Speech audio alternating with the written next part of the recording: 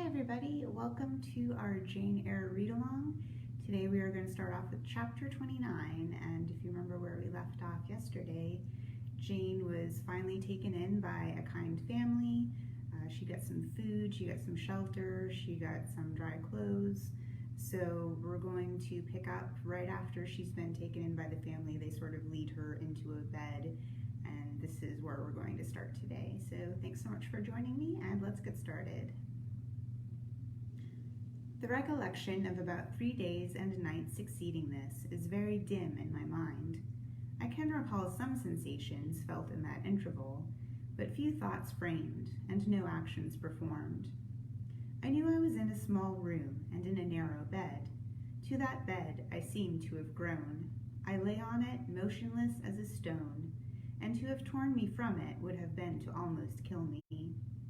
I took no note of the lapse of time, of the change from morning to noon, from noon to evening. I observed when anyone entered or left the apartment. I could even tell who they were. I could understand what was said when the speaker stood near to me, but I could not answer. To open my lips or move my limbs was equally impossible. Hannah, the servant, was my most frequent visitor. Her coming disturbed me. I had a feeling that she wished me away, that she did not understand me or my circumstances, that she was prejudiced against me. Diana and Mary appeared in the chamber once or twice a day. They would whisper sentences of this sort at my bedside. It is very well we took her in. Yes, she would certainly have been found dead at the door in the morning had she been left out all night. I wonder what she has gone through. Strange hardships, I imagine. Poor, emaciated, pallid wanderer. She is not an uneducated person, I should think, by her manner of speaking. Her accent was quite pure, and the clothes she took off, though splashed and wet, were a little worn and fine. She has a peculiar face. Fleshless and haggard as it is, I rather like it, and when in good health and animated, I can fancy her physiognomy would be agreeable. Never once in their dialogues did I hear a syllable of regret at the hospitality they had extended to me, or of suspicion of, or aversion to, myself. I was comforted. Mr. St. John came but once. He looked at me, and said my state of lethargy was the result of reaction from excessive and protracted fatigue. He pronounced it needless to send for a doctor. Nature, he was sure, would manage best, left to herself. He said every nerve had been overstrained in some way, and the whole system must sleep torpid a while. There was no disease. He imagined my recovery could be rapid enough when once commenced.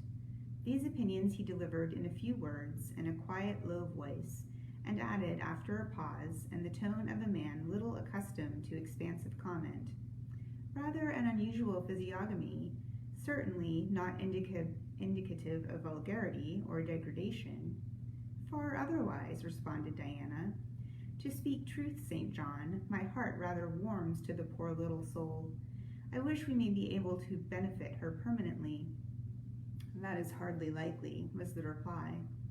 "You will find she is some young lady who has had a misunderstanding with her friends, and has probably injudiciously left them. We may perhaps succeed in restoring her to them, if she is not obstinate, but I trace lines of force in her face which make me skeptical of her tractability." He stood considering me some minutes, then added, "She looks sensible, but not at all handsome." As a side note, St. John is not one of my favorite characters. His sister replies, "She is so ill, St. John. Ill or well, she would always be plain. The grace and harmony of beauty are quite wanting in those features." On the third day I was better. On the fourth I could speak, move, rise in bed, and turn. Hannah had brought me some gruel and dry toast, about as I supposed the dinner hour.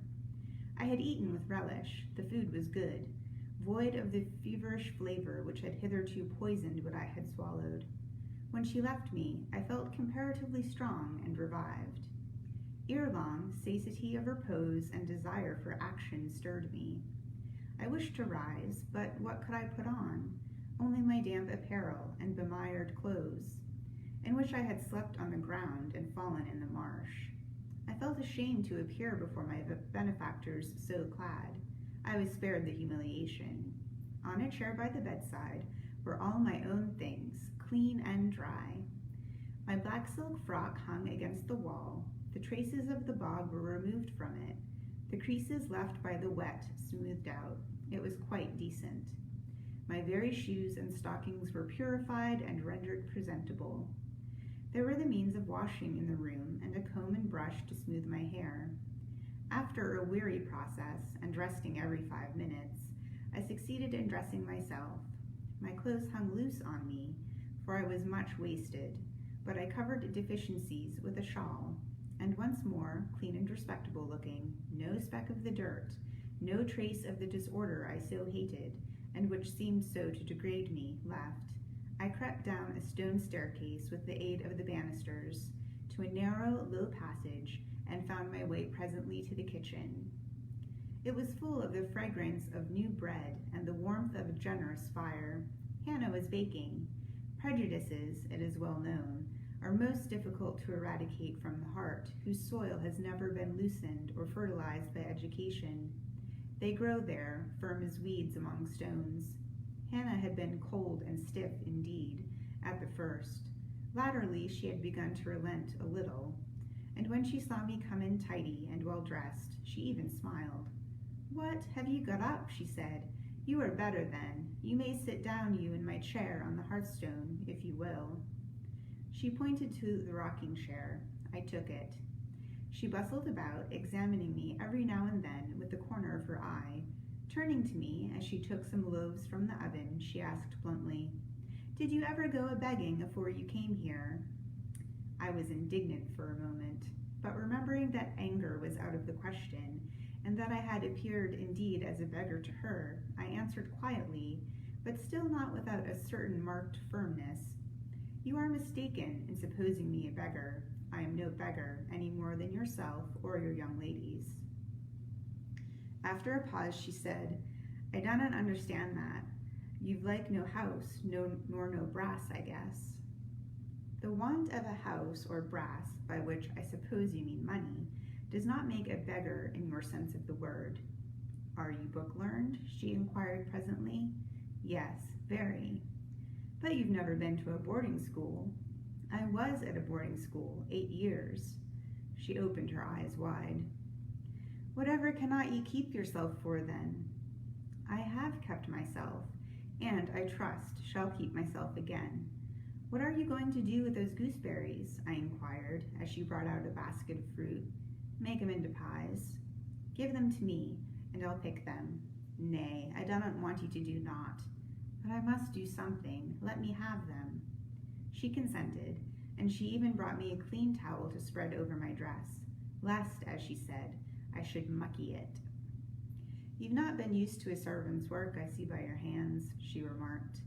"Happen you've been a dressmaker?" "No, you are wrong. And now never mind what I have been. Don't trouble your head further about me, but tell me the name of the house where we are." "Some calls it Marsh End, and some calls it Moor House." "And the gentleman who lives here is called Mr. St. John?" "Nay, he doesn't live here. He is only staying a while. When he is at home, he is in his own parish at Morton." "That village, a few miles off?" "Aye." "And what is he?" "He's a parson." I remembered the answer of the old housekeeper at the parsonage, which I had asked to see when I had asked to see the clergyman. This, then, was his father's residence. "Aye, old Mr. Rivers lived here, and his father, and his grandfather, and great-grandfather afore him."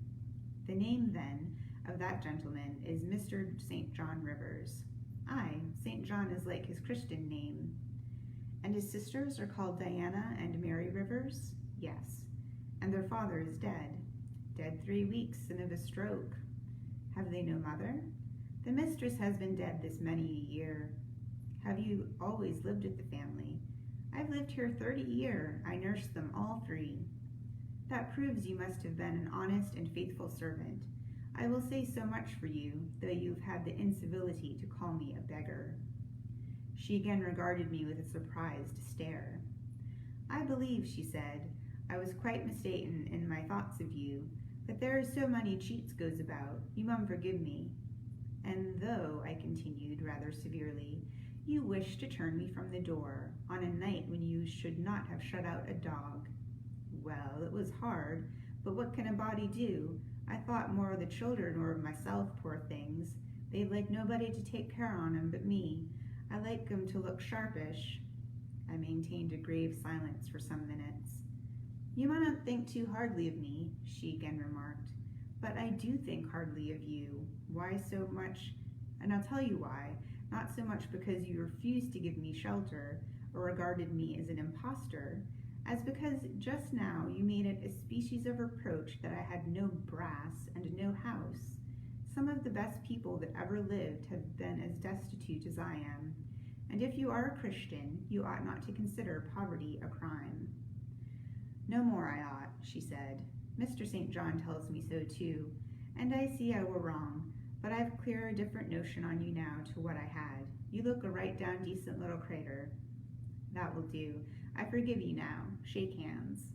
She put her flowery and horny hand into mine. Another and heartier smile illuminated her rough face, and from that moment we were friends. Hannah was evidently fond of talking. While I picked the fruit, and she made the paste for the pies, she proceeded to give me sundry details about her deceased master, the mistress, and the childer, as she called the young people. Old Mr. Rivers, she said, was a plain man enough, but a gentleman, and as of an ancient family as could be found. Marsh End had belonged to the Rivers ever since it was a house, and it was, she affirmed, about 200 years old, for all it looked but a small humble place, not to compare with Mr. Oliver's grand hall down in Morton Vale. But she could remember Bill Oliver's father, a journeyman needlemaker, and the Rivers were gentry in those old days, and the Henrys, as anybody might see by looking into the registers of Morton Church vestry. Still, she allowed, the old master was like no other folk, not much out of the common way, stark mad o' shootin' and farmin' and such like. The mistress was different. She was a great reader, and studied a deal, and the bairns had taken after her. There was nothing like them in these parts, nor ever had been.